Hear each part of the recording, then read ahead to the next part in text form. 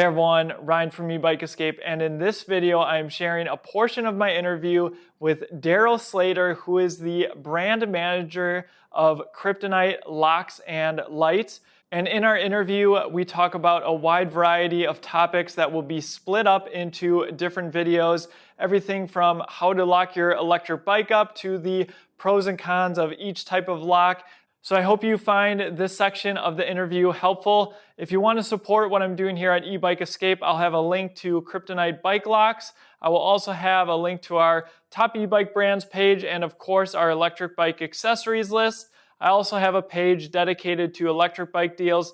Purchases made through those pages help support the channel. So thanks in advance. With that, let's get on with the interview. Okay, so next I want to talk, you talked a little bit about it, but I want to talk about what is the best way for people to lock up their e-bikes. So if you had your choice of what products, what do they, a true beginner, if they're looking at locking their bikes, how do they do it properly?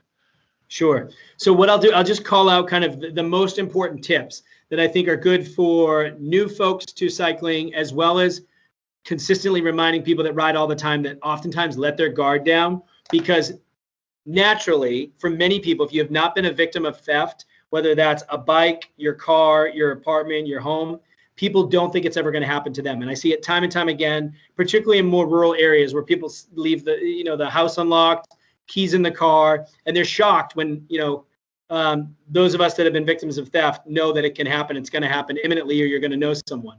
So in terms of the most important tips, I had said, first off, make sure you lock according to value. So I'll just reiterate that: frame, rear wheel, front wheel. Always lock a bike according to value. For an e-bike specifically, and I think you alluded to it, Ryan, remove any accessories that can be removed from the bike. So we're most importantly, one of the biggest things that differentiates e-bike from an analog or a traditional bike is the battery. And so that's an expensive piece of a bike. So if you can remove the battery and bring it into wherever you are, we suggest that. Obviously, if you can't and it's an integrated battery, or you can't remove it and it has a lock the battery. And that's something we'll talk about in terms of the growing popularity of key-to-like packs and aftermarket locks that key alike to the battery to make life easier for someone riding an e-bike. One of the things that sounds silly, but it's so important, is lock to a solid object that can't be cut, or something that you can't lift the bike up and over, like a street sign. Now with e-bikes, and you start to get into the heavier weights, you think about the rad wagon. If you lock to a stop sign and someone wants to go and try to lift that over a stop sign, you kind of want to say to them, hey, go have at it. I want to see you do it, but just make sure you videotape it so I can go viral with it. But no, in all seriousness, I used to have arguments with product managers about why do we have to push for people to not lock to trees? Is someone really going to cut down a tree to get a bike? Sure enough, someone pulls up a video of someone stealing a bike in, I think it was Philadelphia, locking a really low-end bike bought in a department store, but cutting it down with a saw at 2 a.m. just to ride across town and cutting the tree down. So it does happen. So locking to a fixed object, oftentimes people will be in a rush and they'll lock to like chain link fence, because that may be the only thing they can lock. Say it's a busy restaurant and they're running out of rack space, they'll lock to a chain link fence.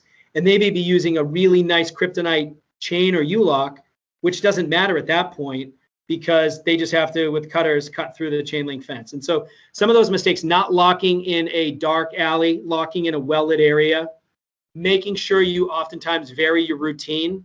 If you lock at the same spot at the same train station or at the same grocery store in the same spot every week at the same time, oftentimes, someone that's keeping an eye on you or that bike is going to see the pattern and potentially strike. So again, you always want to be, you want to make sure that you are not the target. You want to make sure that the bike next to you, that you're more secure than the bike next to you. And another thing that's important that we talked about is the lockup, making sure that the lockup's as tight as possible. So I know I referenced U-locks, but when we get into chains, one of the things that I really stress to folks is chains are great for the flexibility, but try to make sure you eliminate the slack in your lockup. So for example, cinch ring chain. So we have the New York cinch ring chain, and some of our plug-in chains also have an O-ring that are great because it allows you to run the chain through itself and really get a tight lockup and it gives you more usable length for a chain that from a spec perspective is really shorter than some of our other chains, but it gives you more usable length because you can run it back through itself. The important thing is to make sure that you are securing it in a way that there's no open space for someone to get a tool in. Again, just don't be something that's going to catch a thief's attention when they walk by a row of bikes. Don't be the wink link. And oftentimes you're locking next to folks that, as I said, are using an inexpensive knockoff cable bought at like a local Walgreens, and they're locking a very expensive bike, and they're going to be the ones that become the target, not you. You just always want to be thinking that way. And then I think the last thing is just lock in your garage when you're on vacation. We've talked about that, thinking about situations. Someone says, why would I ever need higher security? Again, do you go on vacation? Are you going to be away? Do you feel comfortable with your garage security or someone getting into the apartment building you live in? Oftentimes we get videos and we get customers sending us different information about their bike storage facilities, right in their own building, being attacked, and kind of a organized crime ring coming through their city and just going after high-end bikes in some of the apartment complexes or different condo facilities. And so that's something that's, I would say, has become more of a trend. And so we want to make sure that we're thinking of that as well. So those are probably the most important tips, I would say, and really just be vigilant, be thinking about the worst case scenario. We don't want to think that way, because the whole reason why we exist and why we make security products is so people don't have to think about having your bike stolen, right? You want to be focused on the ride and the enjoyment, getting away from work, getting away from a computer, and getting out there and enjoying the ride. We want to make sure folks can do that by not having to think about some of these other things.